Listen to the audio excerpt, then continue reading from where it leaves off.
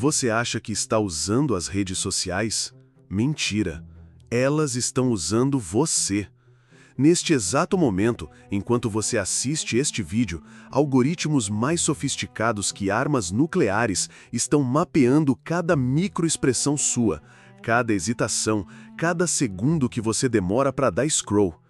Eles sabem quando você está triste, quando está vulnerável, quando está com raiva, e usam isso contra você. Sabe qual é a diferença entre um traficante de drogas e Mark Zuckerberg?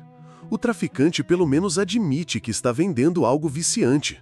Hoje vou te mostrar como as maiores mentes da psicologia comportamental foram sequestradas pelo Vale do Silício para criar a máquina de manipulação mais poderosa da história humana. Uma máquina que transforma seu cérebro em produto, suas emoções em lucro e seu livre-arbítrio em ilusão. Nietzsche dizia: quem luta contra monstros deve cuidar para não se tornar um monstro. Mas o que acontece quando os monstros nos atacam primeiro? Há 80 anos, Dietrich Bonhoeffer escrevia de sua cela na prisão nazista: a estupidez é um inimigo mais perigoso que a maldade. Ele não estava falando de idiotas, estava falando de algo muito mais aterrorizante. Pessoas inteligentes tornadas estúpidas pela manipulação sistemática. Bonhoeffer havia identificado o mecanismo. Quando você bombardeia constantemente o cérebro humano com informações contraditórias, estímulos emocionais e recompensas aleatórias, você não cria inteligência, você cria dependência. Maquiavel, em O Príncipe, já explicava que o poder verdadeiro não vem da força, mas da capacidade de fazer as pessoas acreditarem que escolhem livremente aquilo que você quer que elas façam. As redes sociais aperfeiçoaram essa técnica. Nietzsche falava do rebanho, essas massas que seguem cegamente porque perderam sua capacidade de pensar individualmente. Hoje, esse rebanho tem um nome: seus seguidores. E o pastor? O algoritmo. B.F. Skinner provou que pode-se condicionar qualquer comportamento com recompensas variáveis. Um rato que nunca sabe quando vai receber sua dose aperta compulsivamente a alavanca. Seu celular é essa alavanca. Cada notificação, cada curtida, cada comentário, doses de dopamina cuidadosamente calculadas para fazer você voltar de novo, e de novo, e de novo. Mas o mais aterrorizante, você ainda pensa que é você quem decide olhar. 1971, Universidade de Stanford. Dr. Philip Zimbardo cria o mais aterrorizante experimento de psicologia social da história. O experimento da prisão de Stanford. Em apenas 6 dias, estudantes normais, equilibrados, se transformam em sádicos ou vítimas destroçadas, simplesmente dando-lhes papéis e um ambiente. Zimbardo descobriu algo que o Vale do Silício nunca esqueceria. O ambiente controla o comportamento humano mais que a personalidade. Mas aqui está o detalhe que ninguém te conta. O experimento teve que ser interrompido, porque o próprio Zimbardo havia se tornado prisioneiro de seu próprio sistema. O criador havia perdido o controle. 50 anos depois, vivemos numa versão digital dessa prisão. Seu perfil no Facebook, seu papel designado. Seu feed de notícias, sua cela personalizada. Os outros usuários, seus companheiros de cela que vigiam e julgam cada movimento. E os criadores dessas plataformas? Eles perderam o controle, exatamente como Zimbardo. Sean Parker, cofundador do Facebook, admitiu publicamente: criamos loops de validação social, explorando uma vulnerabilidade da psicologia humana. O próprio Mark Zuckerberg limita o uso de telas para seus próprios filhos. O traficante nunca consome sua própria mercadoria. Mas diferente de Stanford, esse experimento nunca foi interrompido. Continua, a cada segundo, com 5 bilhões de cobaias voluntárias. E o mais irônico, nós pagamos para participar. 2017. Facebook se torna cúmplice de um genocídio. Não metaforicamente, literalmente. A ONU declarou oficialmente que o Facebook desempenhou um papel determinante no genocídio dos Rohingyas. Mais de 700 mil pessoas forçadas ao exílio. milhares de mortos. Como uma plataforma que conecta o mundo alimentou o ódio étnico. O algoritmo do Facebook prioriza engajamento. O que gera mais engajamento? Raiva, medo, ódio. Resultado, mensagens de ódio contra os Rohingyas eram automaticamente amplificadas, distribuídas para milhões de birmaneses, criando uma câmara de eco de violência. O Facebook sabia. Seus próprios relatórios internos, revelados por Frances Haugen, admitem: estamos literalmente semeando discórdia social. Mas aqui está o mais aterrorizante. Isso não era um bug, era uma funcionalidade. O algoritmo funcionava exatamente como planejado: maximizar engajamento a qualquer custo.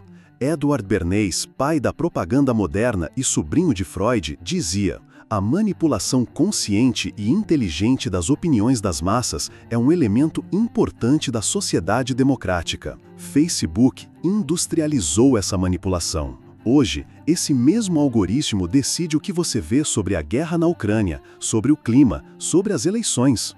Ele não te mostra a verdade, ele te mostra o que te faz reagir, porque sua reação é igual lucro deles. E enquanto você está ocupado debatendo quem está certo ou errado, eles contam o dinheiro gerado pela sua indignação. Aqui está o segredo que o Vale do Silício nunca quer que você entenda.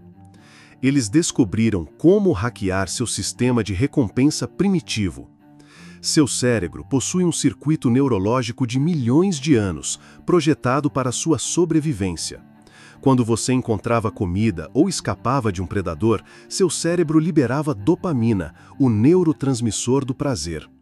Esse sistema era perfeito para a Idade da Pedra. Mas os engenheiros de Stanford e do MIT os sequestraram. Eles criaram o que chamam de Variable Ratio Reinforcement Schedule, o mesmo mecanismo que torna os caça-níqueis tão viciantes. Veja como funciona. 1. Predição. Seu cérebro antecipa uma recompensa, notificação, curtida, mensagem. 2. Incerteza. Você nunca sabe quando ela vai chegar. 3. Recompensa aleatória. Às vezes você é recompensado, às vezes não. 4. Repetição compulsiva. Seu cérebro exige verificar novamente. É exatamente o mecanismo da cocaína, exceto que cocaína é ilegal.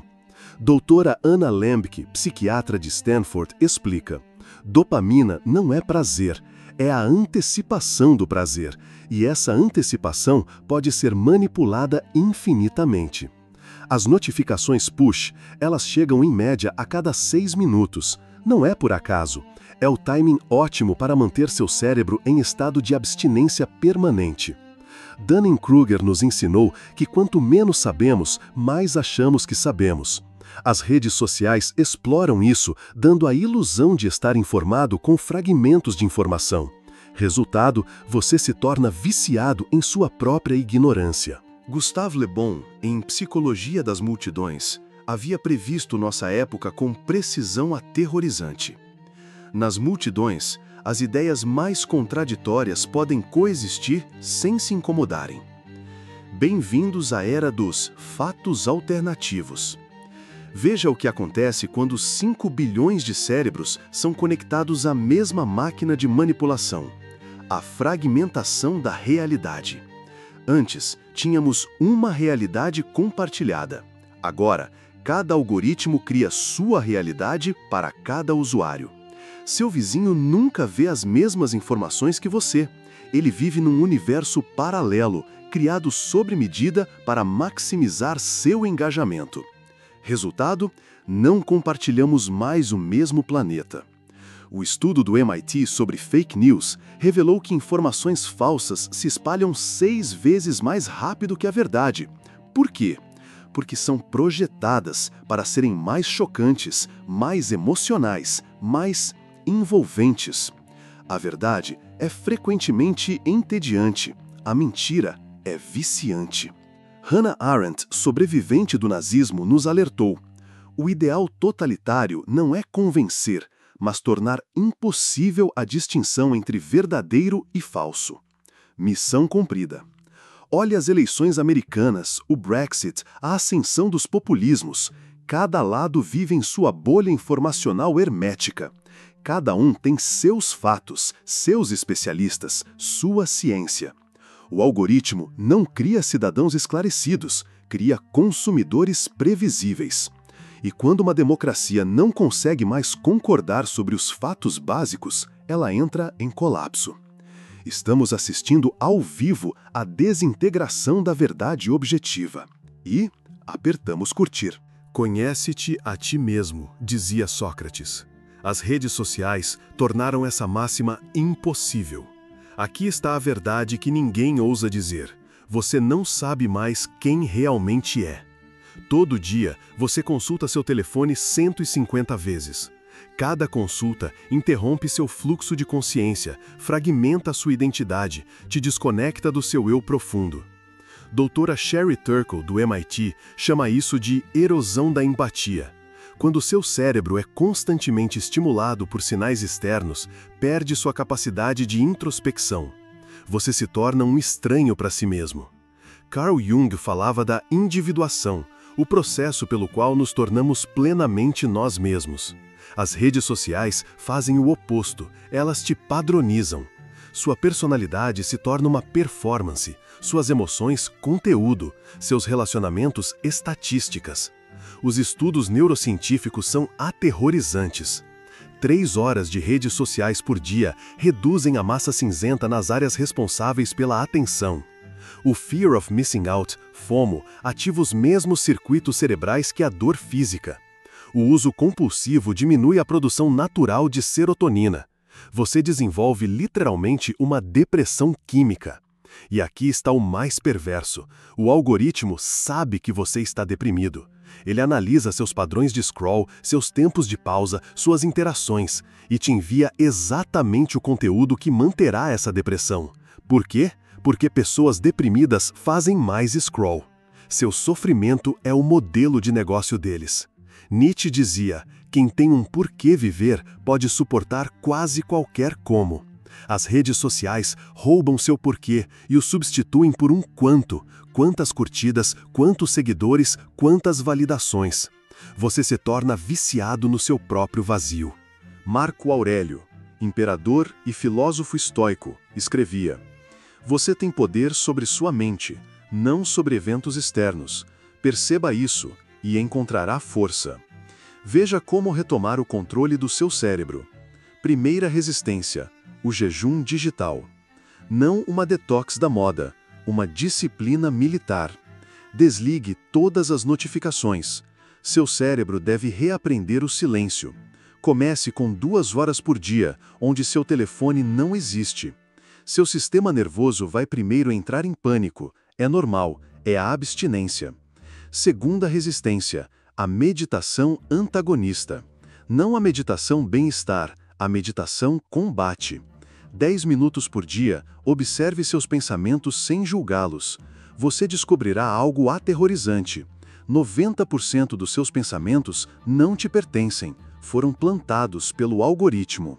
Terceira resistência: o tédio radical. Nietzsche dizia: no tédio profundo nascem os pensamentos mais profundos. Permita-se o tédio, resista ao impulso de preencher cada segundo vazio. É no vazio que renasce sua criatividade autêntica. Quarta resistência: a leitura lenta. Um livro físico, 30 páginas por dia, mínimo. Seu cérebro, acostumado com fragmentos de 280 caracteres, vai sofrer. Persevere. Você está reconstituindo sua capacidade de atenção profunda. Quinta resistência: a análise sistêmica. Antes de cada compartilhamento, pergunte-se: quem se beneficia dessa informação? Se não souber, não compartilhe. Bonhoeffer dizia: o silêncio diante do mal é o próprio mal. Seu silêncio digital é um ato de resistência. Maquiavel dizia: os homens julgam geralmente mais pelos olhos que pelas mãos. É hora de forçar a sociedade a tocar a realidade. Primeira revolução: transparência algorítmica obrigatória. Cada plataforma deve revelar exatamente como funciona seu algoritmo, como os ingredientes no maço de cigarros. Você tem o direito de saber o que injetam no seu cérebro. Segunda revolução: proibição da manipulação comportamental. Técnicas de persuasive design devem ser classificadas como drogas. Variable Racial Reinforcement, Infinite Scroll, Autoplay, proibidos para menores, regulamentados para adultos. Terceira revolução: direito à desconexão constitucional. Seu direito de não ser contatado deve ser protegido como seu direito ao voto. Empresas que violam esse direito, multas equivalentes a 10% de seu faturamento. Terceira revolução: educação para a resistência digital. Em cada escola, uma matéria obrigatória: como seu cérebro é hackeado. Crianças devem aprender a reconhecer manipulação antes de saberem ler. Quinta revolução: taxação da atenção. Cada segundo de atenção roubado deve ser pago. Plataformas que lucram com seu tempo devem te repassar parte de seus lucros. Sua atenção tem valor econômico, reivindique-a. Sexta revolução: redes sociais públicas. Como água e eletricidade, informação é serviço público. Alternativas descentralizadas, open source, sem algoritmos manipuladores, financiadas por impostos, não por publicidade. Bonhoeffer nos lembrava: não agir é agir, não falar é falar. Sua inação é a vitória deles. Chegamos na encruzilhada da história. Dietrich Bonhoeffer foi enforcado pelos nazistas por se recusar a ficar calado diante da manipulação das massas. Hoje, todos nós estamos nessa prisão digital de Stanford. Mas diferente de Bonhoeffer, ainda temos escolha. Você pode continuar scrollando, consumindo sua própria destruição neuronal, alimentando a máquina que transforma sua humanidade em lucro. Ou você pode escolher a resistência. Não a resistência violenta, a resistência consciente.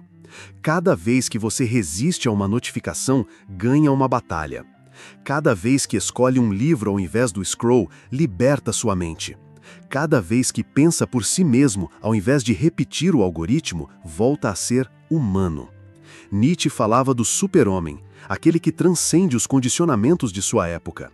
Hoje, o super-homem é simplesmente aquele que mantém controle da sua atenção. Maquiavel nos ensinava que o poder pertence a quem entende os mecanismos ocultos. Agora, você os conhece. A pergunta não é mais como as redes sociais nos manipulam. A pergunta é: o que você vai fazer com esse conhecimento? Seu cérebro te pertence, seu tempo te pertence, sua humanidade te pertence. É hora de recuperá-los. Se essa verdade te tocou, se você sente que outros merecem conhecê-la, compartilhe este vídeo. Curta, se inscreva para que possamos continuar desmascarando os mecanismos que nos escravizam. Juntos, podemos voltar a ser livres. Juntos, podemos reaprender a pensar. A revolução começa na sua cabeça.